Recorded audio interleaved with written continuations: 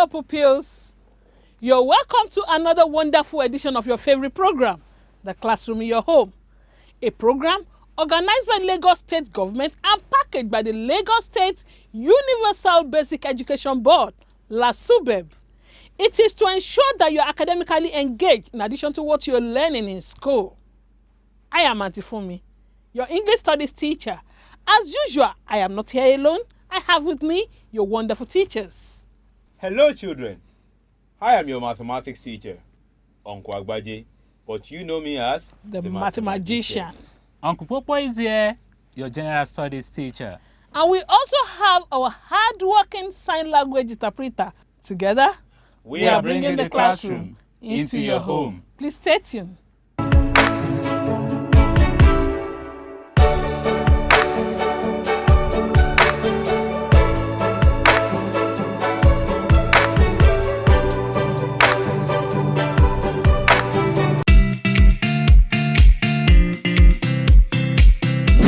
Pupils, you're welcome to Auntie Fumi's class. In our English Studies lesson today, we will be looking at the concluding part of the topic on punctuations. Yes, punctuation, part 3. Before we go into the learning objective for today's lesson, let's have the correction to our homework.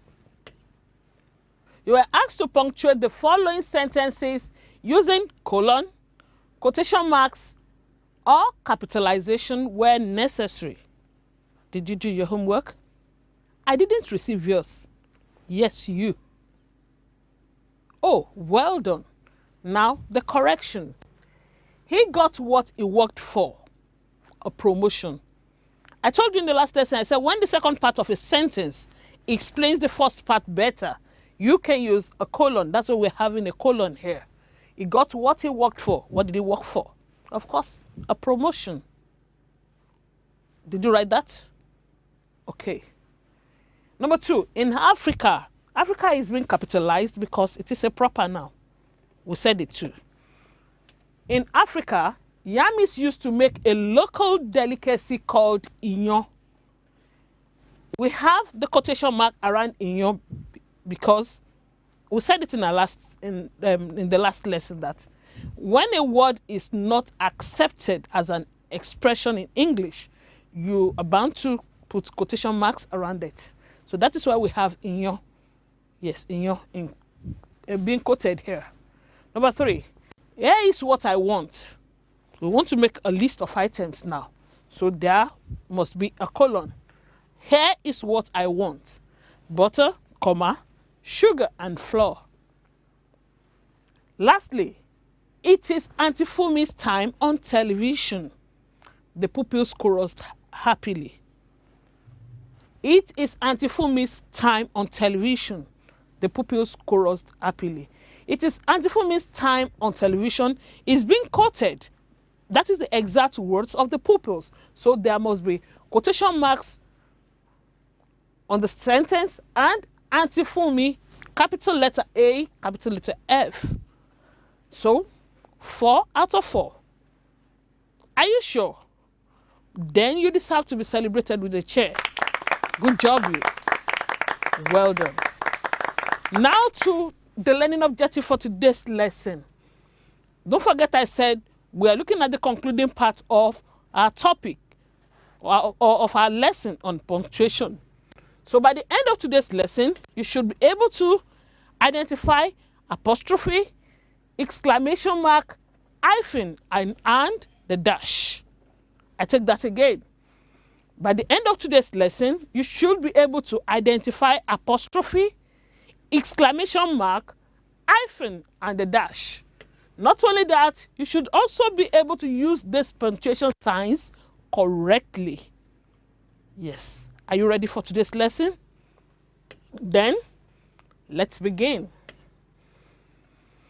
Still on punctuation, we're starting with apostrophe today. Apostrophe. The apostrophe looks like a comma. You remember comma? It looks like a comma. The difference between the two is that while the comma is marked on the line which you're writing, let me pick my pen.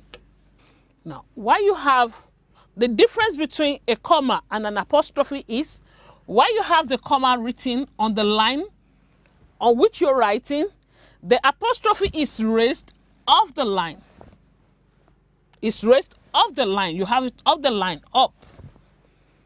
So, it is used to show possession. You use the apostrophe to show possession. That is to show that something belongs to somebody. The apostrophe is used to express that something belongs to somebody. It is marked after the owner's name. Yes, it is marked after the owner's name. Here is an example. Bio's book. It means that the book actually belongs to Bio. Bio's book. Another example, James's bag. James's bag, the bag belonging to James. The lady's shoe. The lady's shoe. The shoe belonging to the ladies. We also use apostrophe to show that one or more letters are left out. We call that contractions. We use apostrophe to show that one or more letters are left out. And that is called contractions in English. For example, when you want to write I am, and you decide to leave out the letter A to write I apostrophe M, am. Shan't instead of shall not. When you're leaving out the letter O in not, then you can use the apostrophe to replace the letter O to make it become shan't instead of shall not. Instead of writing of the clock all the time, you write o'clock, and the apostrophe comes handy to replace of the. So you have o'clock, 8 o'clock, 9 o'clock, 5 o'clock. Are we together? So we've discussed about, or we've learned about the apostrophe. Now let's move to the exclamation mark. The exclamation mark. It is like you writing 1 and putting a dot under it. That is the sign, exclamation mark. What do you use the exclamation mark for? We use it at the end of a sentence or a phrase to show emotion like surprise, joy, pain, anger, and so on. Did you get that? When you want to express or you want to show emotion, like maybe you're surprised, you're joyful, there's a pain, you are angry, then you can use the exclamation mark. It is also used in commands. You can also use the exclamation mark in commands when it involves raising the voice. When you want to give a command and it involves raising the voice, you can use the exclamation mark. Here are examples. Be careful. Be careful. You can see it there because it involves you raising your voice.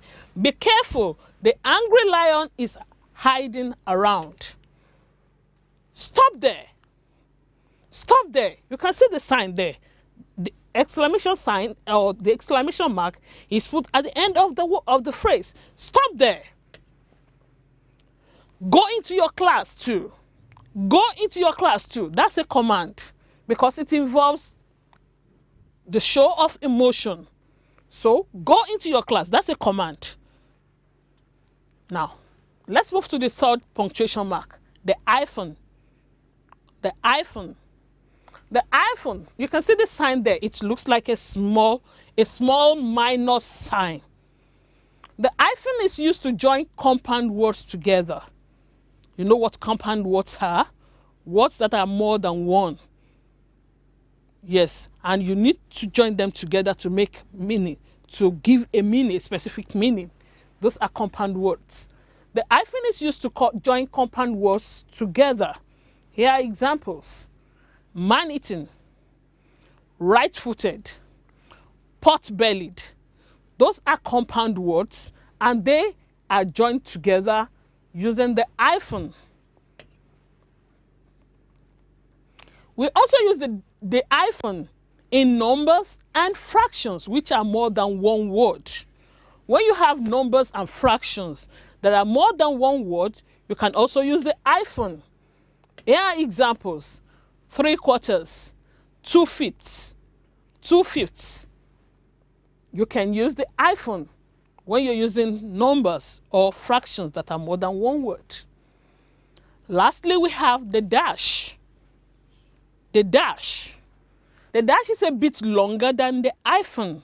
I told you that the hyphen is like a small minus sign, but then the dash is a bit longer than the hyphen. That is the sign you can see there. It is used when the second part of a sentence explains the first. When the second part of a sentence explains the first, you can use the dash. For example, the owl is a nocturnal animal. Now you want to explain what being a nocturnal animal is. You put your dash. It is active at night. The owl is a nocturnal animal. Dash. It is active at night. Whoever doesn't know what a nocturnal animal is, the moment you put your dash and you have the second part of the sentence, it explains the first part of the sentence better. These pupils are prefects. These pupils are prefects. They are in charge when teachers are not around. These pupils are prefects. That is a sentence. But because you want to add a second part that will explain what being prefects entails, then you put your dash and you have the second part. They are in charge when teachers are not around. Are we together? Well done. Now it's activity time. How attentive have you been in the course of this lesson? Are you sure? Okay, it's activity time. Let's check. Let's see how attentive you have been in the course of this lesson. For your evaluation, punctuate the following sentences using apostrophe, hyphen, dash, or exclamation mark when necessary. In the next 40 seconds, please punctuate the following sentences. Your time starts now.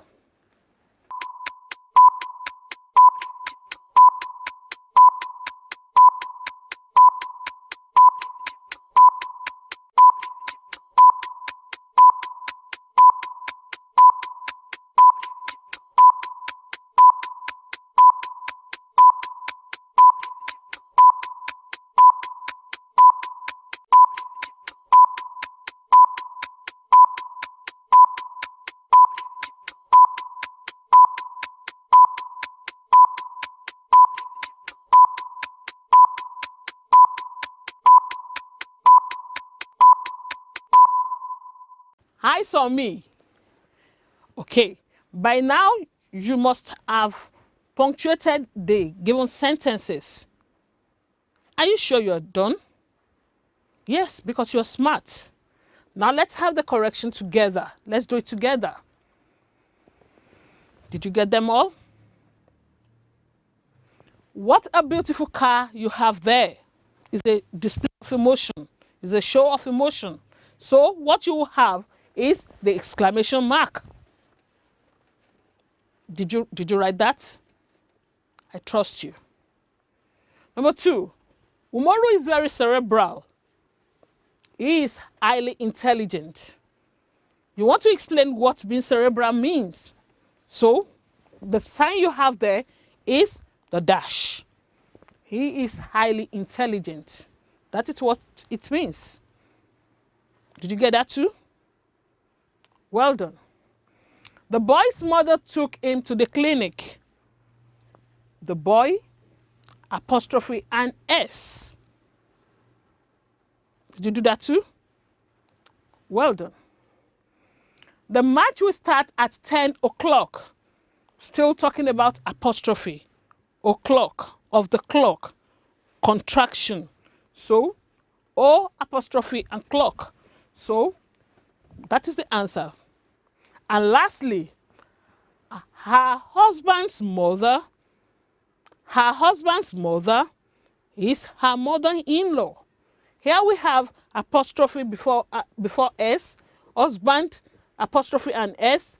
Then we have the hyphen showing mother-in-law as compound word, as a compound word. So, Auntie Funmi got 5 out of 5. What about you? Are you sure? You're awesome. Smart children. And I celebrate you with a chair. Well done. Now to your assignment. You are to punctuate the following sentences as appropriate. In the next 30 seconds, please capture this assignment. And I'll be back to sign out.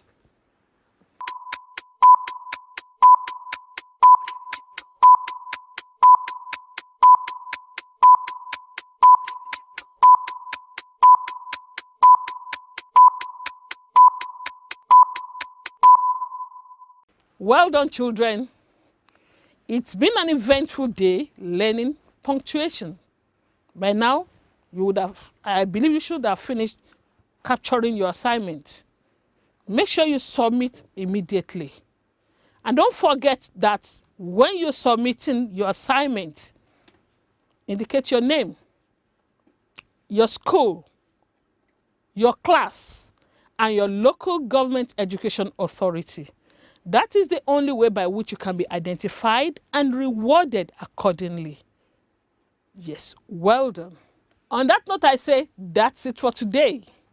We have come to the end of the English Studies lesson for today. I had fun, and I believe you had fun learning punctuation marks too. It's time for me to hand you over to the mathematician, Uncle Agbaje, for a beautifully packaged mathematics lesson. But before I go, I want to remind you that I am always proud of you. Bye.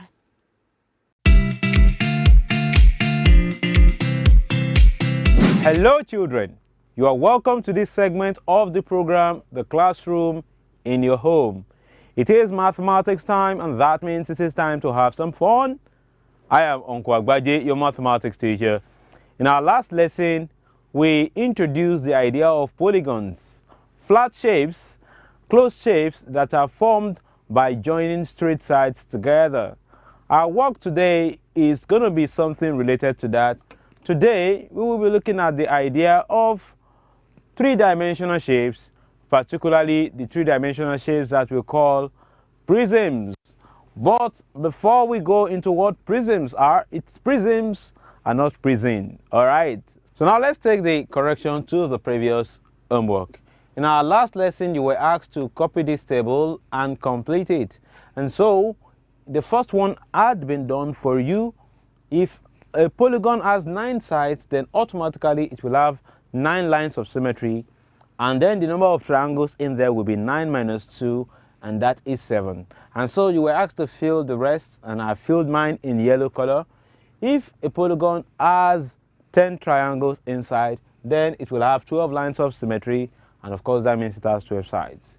And so the same applies to this. If it has 15 lines of symmetry, then it will have 15 sides, straight sides. And the number of triangles will be 2 less than 15, which is 13.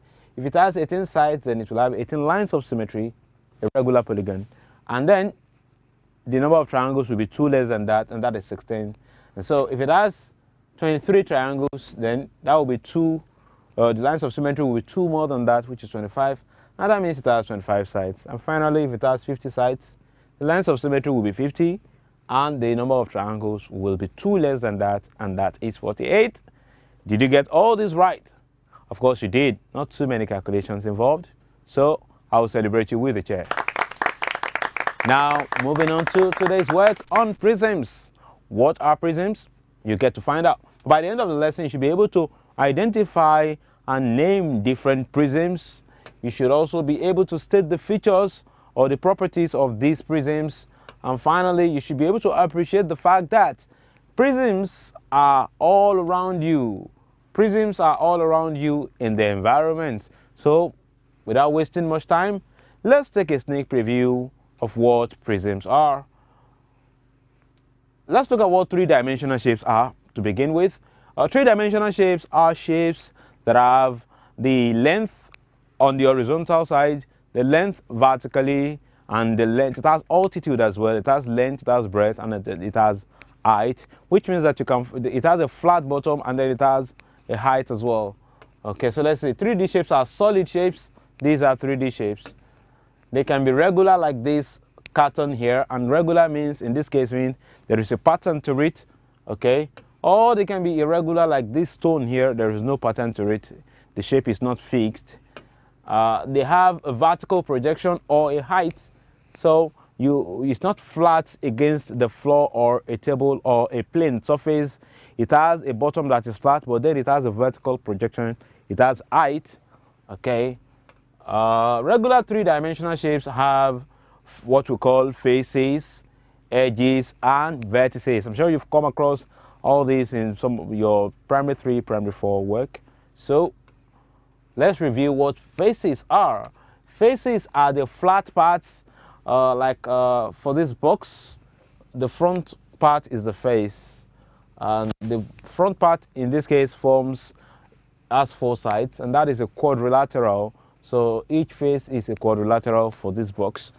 But the face can sometimes be round, like in the case of this ball, or if you have a tin of milk, then the body that is curved round is also a face. As long as you can place your palm on it and it is smooth, then that is a face. All right. So then let's look at edges. The edges are the lines, the straight lines that you find on three-dimensional shapes. Like for this box that I have here, the edges have been painted in blue. So the straight lines that sort of shows where two faces meet. This is one face and this is one face, and they meet at this edge. That is what we call the edge. Now the edge sometimes could be the curved lines, like in the case of this in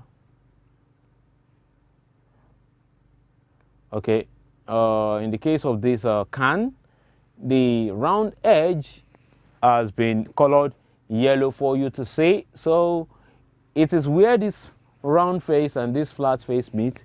That is the edge. So the edge doesn't have to be a straight line. It can be circular like that of the can. Two faces meet at an edge, as I have said. One face here, one face here, they meet at this edge. The round face here and the flat face here, they meet at this yellow edge. Now the edge is if you want to remember what the edge is, you can fall off the edge like this cartoon character is about to fall off the edge of the cliff. I'm sure you've seen something like this in your cartoon. So the edge is where you are likely to fall off. If you stand too close to this place, you can just tip over and fall. So that is the edge, the straight lines. And then the vertices are the sharp points or the corners. These ones, this point is a vertex, this point is a vertex. The plural of vertex is vertices. Okay, so it's the sharp point, and for each vertex you have at least 3 faces meeting there. Look at this vertex, for instance.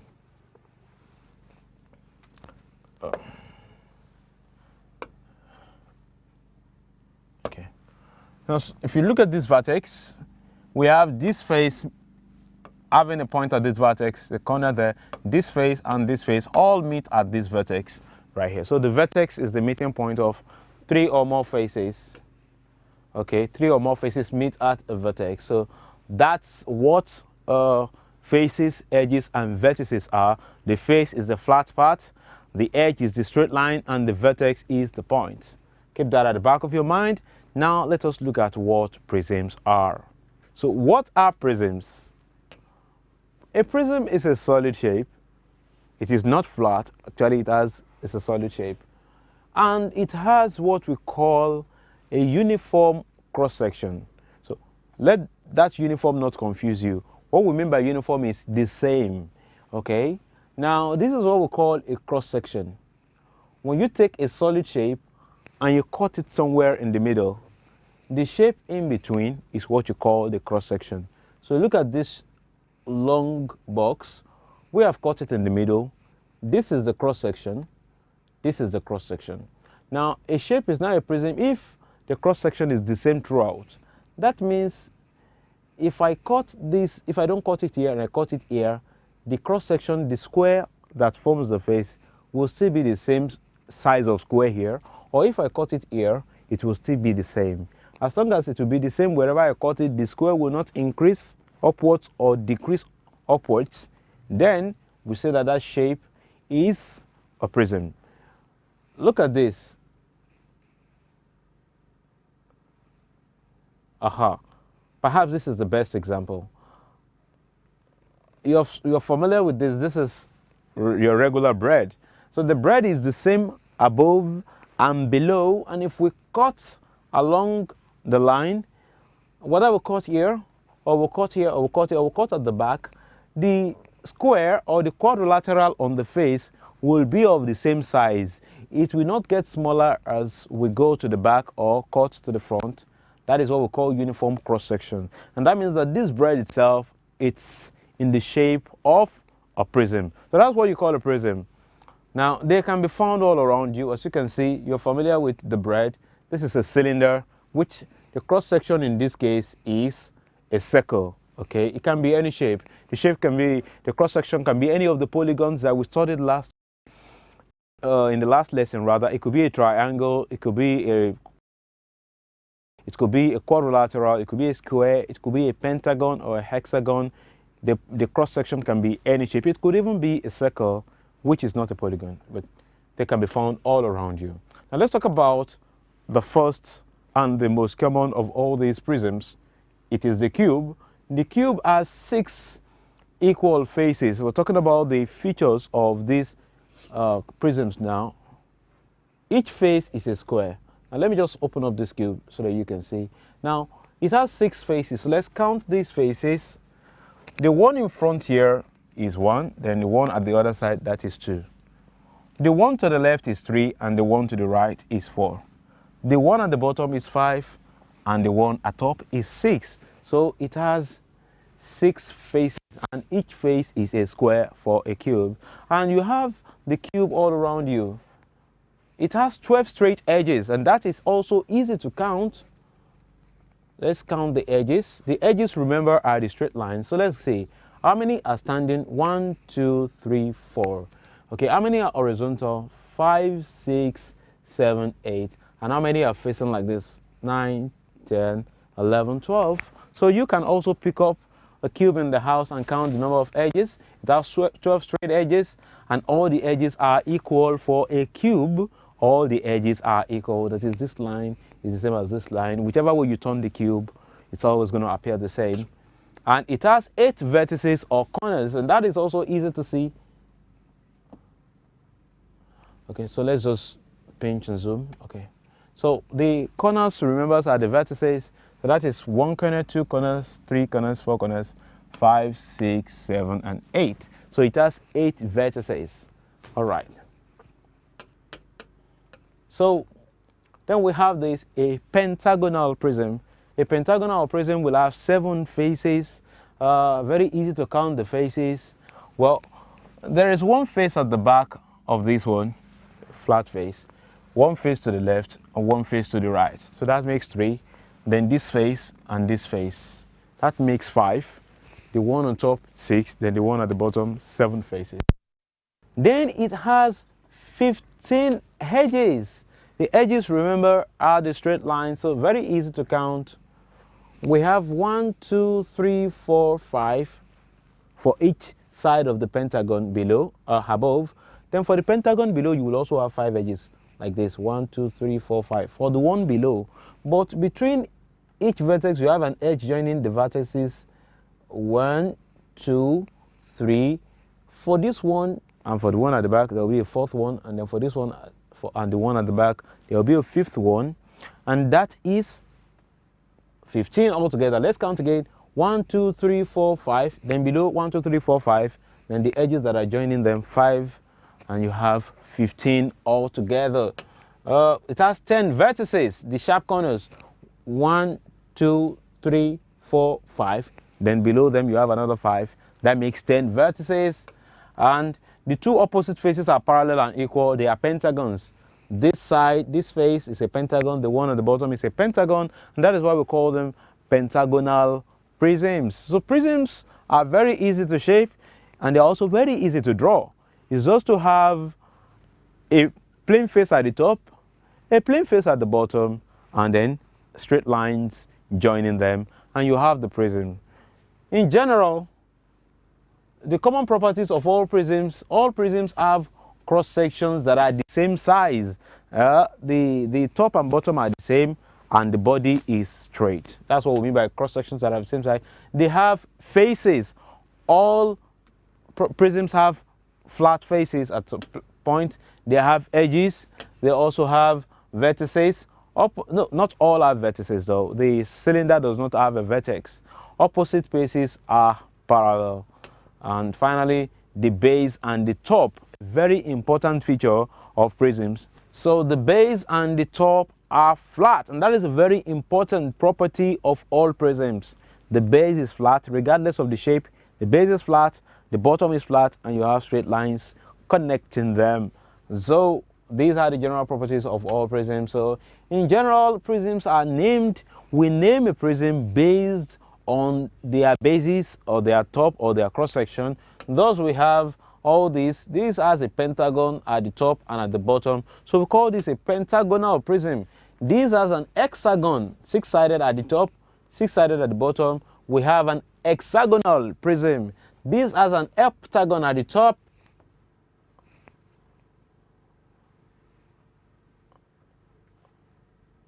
okay. So this has an heptagon at the top and an heptagon at the bottom, and you can see we have straight lines joining them, and we call it an heptagonal prism. And finally, this one has an octagon at the top and octagon at the bottom, then we have straight line joining them. I will call it octagonal prism. If it has a quadrilateral at the top, a quadrilateral at the bottom, a rectangle for instance, you call it a rectangular prism, but it has its own special name. We call it a cuboid. And a special case of a cuboid is the cube, which has all faces to be of the same size, and they are all squares. Okay, so now before we go into your turn, drawing prisms, very easy to draw prisms. All you need to tell yourself is, what type of prism do I want to draw? Let's assume that I want to draw a triangular prism. Then I draw a triangle, and then I draw another triangle of the same shape, the same size, and then I join the edges, the vertices rather. Okay, and I have a triangular prism. If I want to draw another one, say I want to draw a rectangular prism, then I'll draw a rectangle and another rectangle of the same shape. Okay, then I join the vertices that are similar. Okay, and then that is it. And now for your turn, you have to answer these questions in 30 seconds. A prism with a rectangular cross section is called what? Read the rest of them by yourself, and I'll be back in 30 seconds. Begin.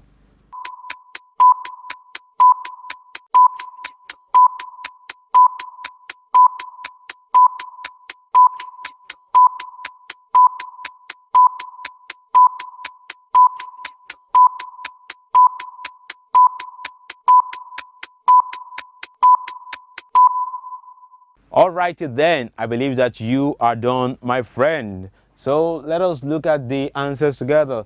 A prism with a rectangular cross section is called a rectangular prism, because that's a rectangular cross section. But if you have written a cuboid, then you're also correct, my friend.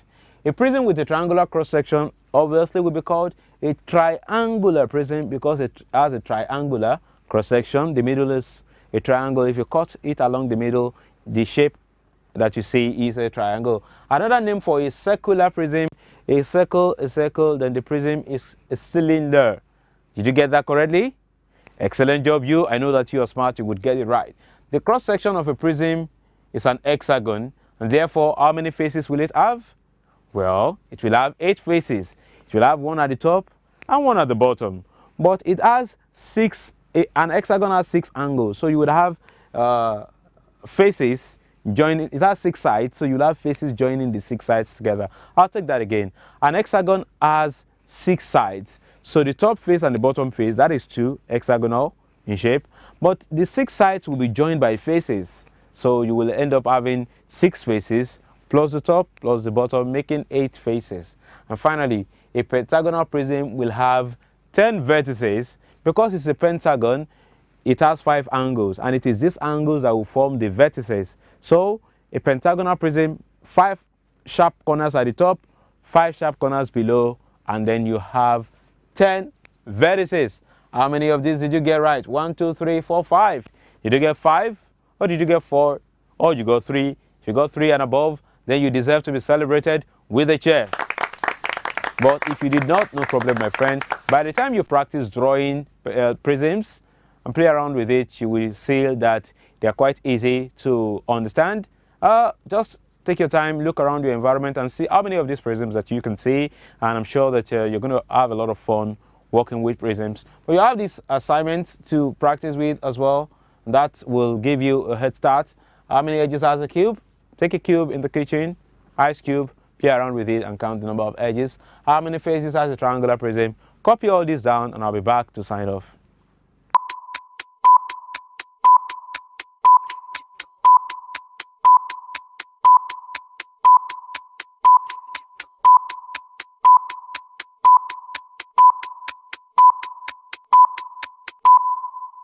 Alrighty then, I think we have come to the end of today's lesson. I hope that you had fun. And now you know that prisms are all around you. Till I come in the next lesson, remain wonderful mathematicians. Over now to Uncle Poco. Bye-bye.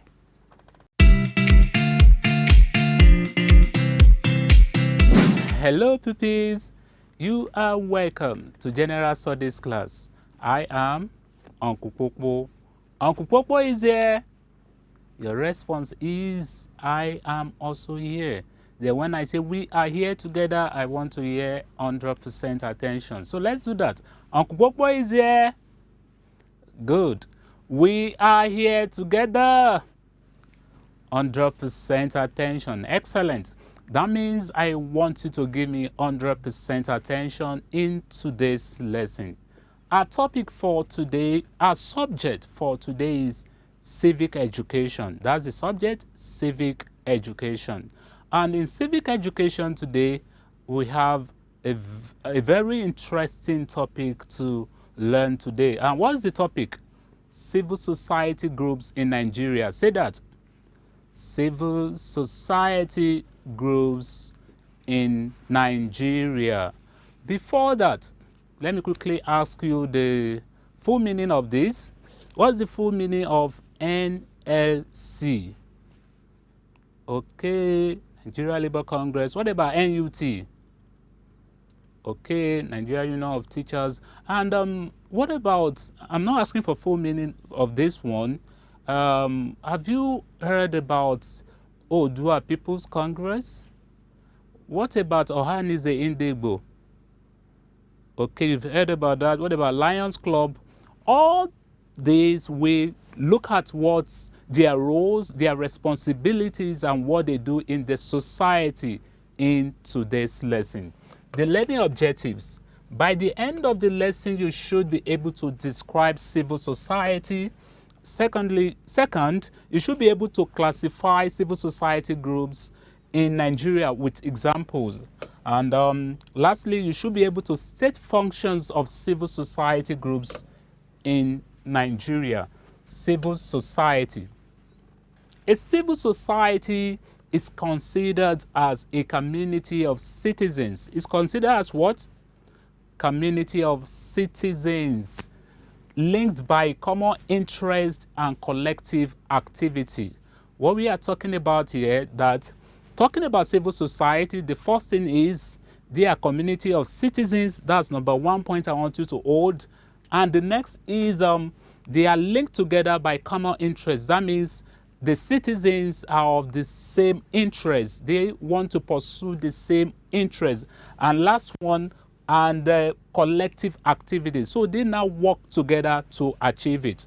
When defining civil society, when you are defining civil society, remember the first is community of citizens, Then what happened to the community of citizens? They are linked together by common interests. I mean, they have common interests. Those citizens have common interests and collective activity. That's when we say civil society.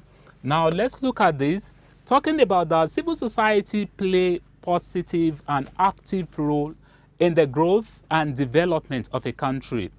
Nigeria as a country, we have civil society groups, and they play positive and active role in the growth and development of the country. Now, still talking about civil societies are the foundation of every democratic society. How?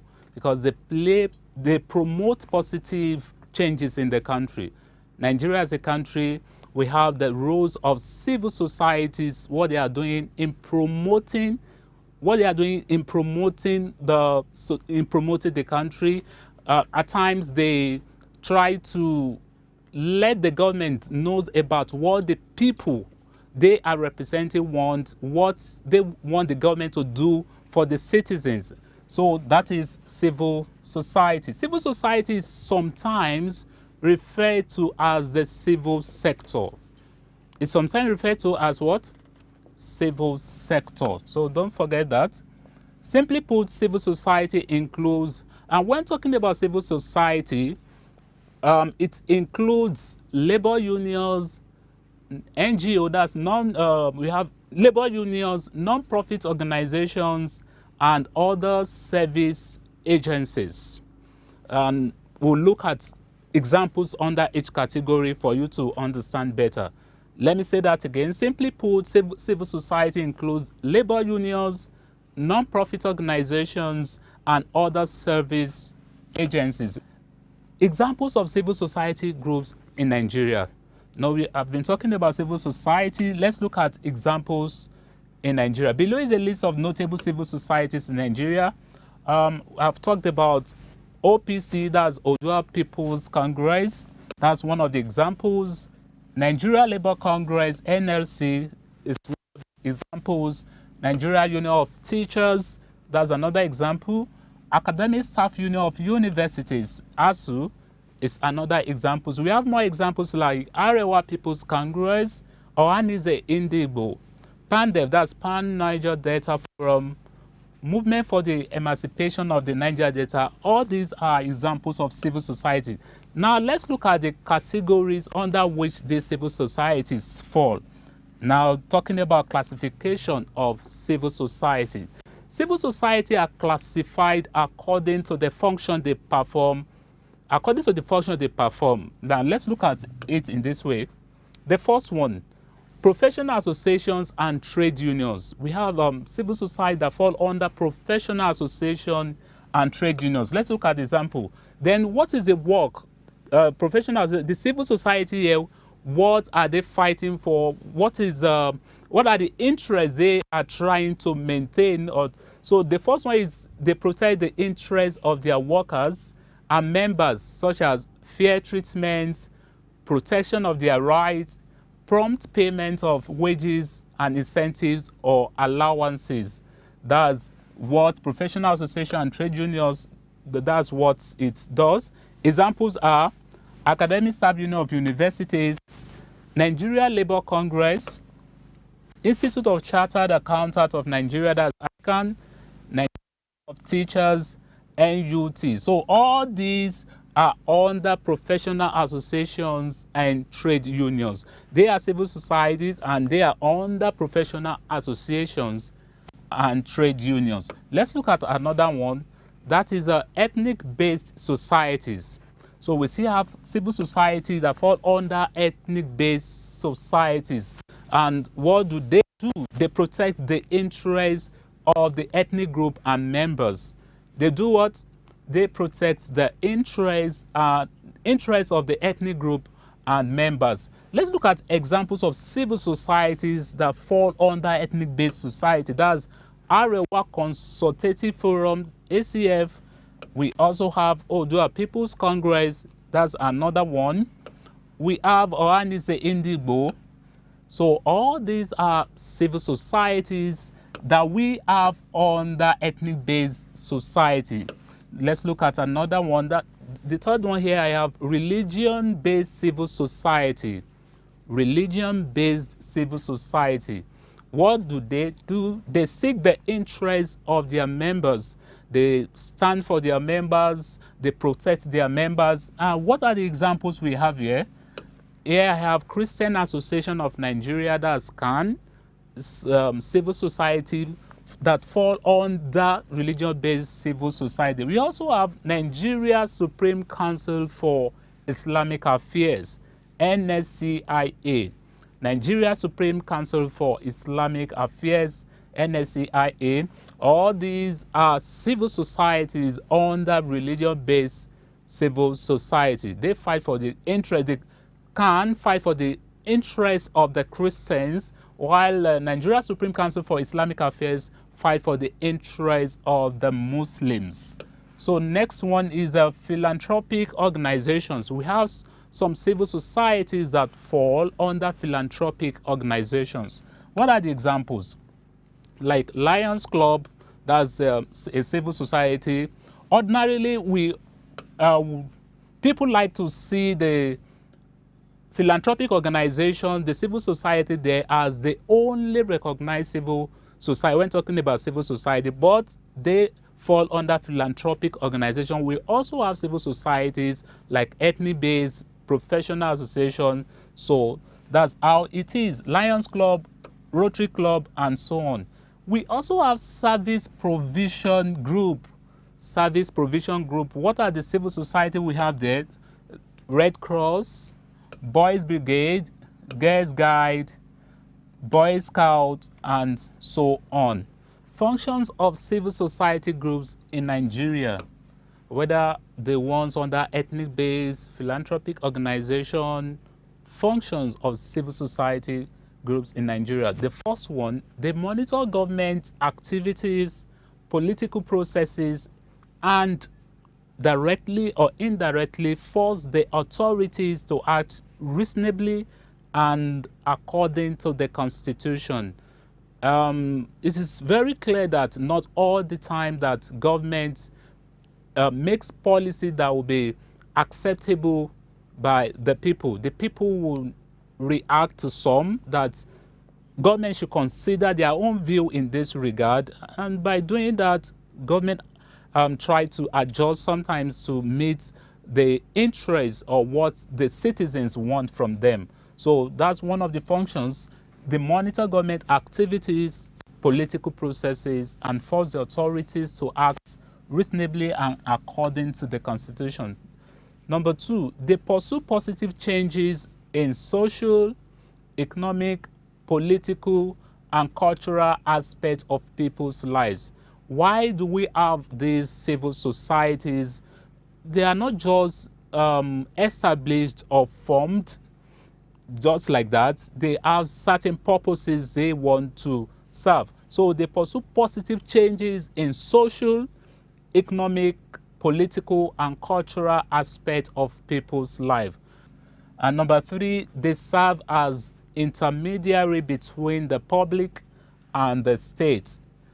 And the state, what I mean by the state and the government, they serve as intermediary between the public and the government. When government wants to make some policies, they invite the civil society because they see them as the one representing the people. So the civil society stand as the intermediary between the public and the government by bringing the interests of people to the authorities and protect democratic values. It's time for evaluation. Evaluation time, your response should be activity time. Evaluation time, good. So I have just 3 questions to test you. The first question, what is a civil society? Don't forget, 3 words are very important there.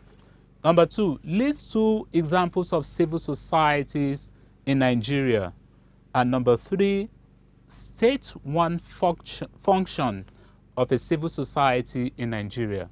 You have just 40 seconds to attempt this.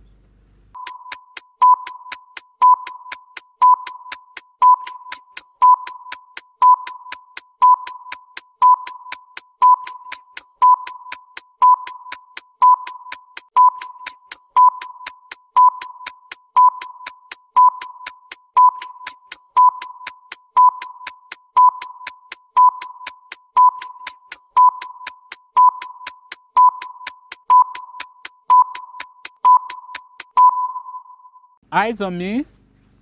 Uncle Popo is here. Good. Let's mark together. The first one, what is a civil society? I told you 3 key words are there. A civil society is considered as what? Community of citizens. That's the number one. The community of citizens linked by common interest and what? Collective activity. That's civil society. 2 examples. We have many examples. We have the Odua People's Congress, OPC, PANDEF, Pan Niger Delta Forum, Nigeria Labour Congress, and so on. So any 2 of them, you are very correct. Function of a civil society: they monitor government activities, political processes, and force them to act according to constitution.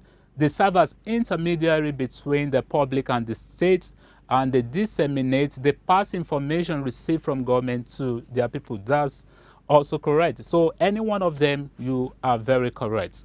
We have come to the end of today's lesson. Until next time, next lesson, Uncle Popo says, keep on studying. Bye.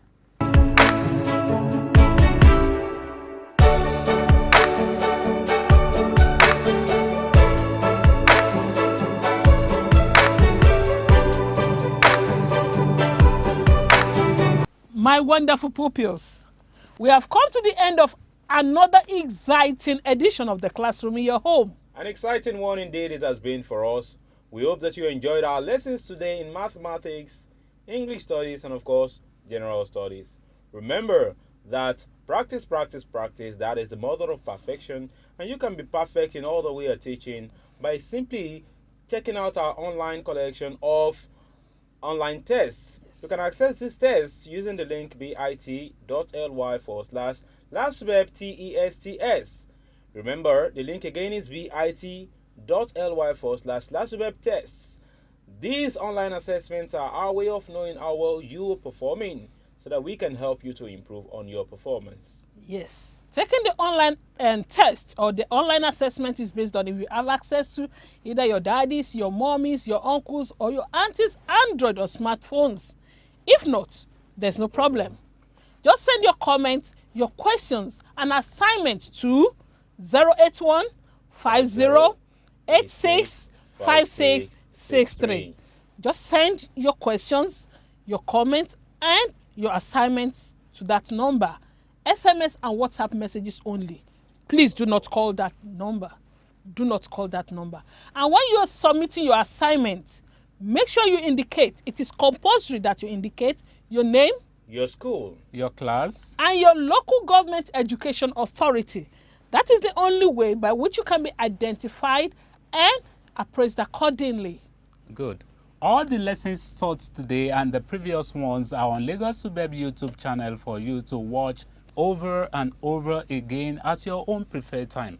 All what you need to do is to subscribe to Lagos SUBEB YouTube channel to get notification when new videos are uploaded. The Classroom in Your Home could be watched live on Facebook through the page showing on the screen, the same time airing on television. Okay. Until our next edition when we shall meet again on the Classroom in Your Home, I want to say, make sure you do your homework. Wash your hands regularly. keep studying hard, but above all, Stay safe. because at LASUBEB, We leave no child behind.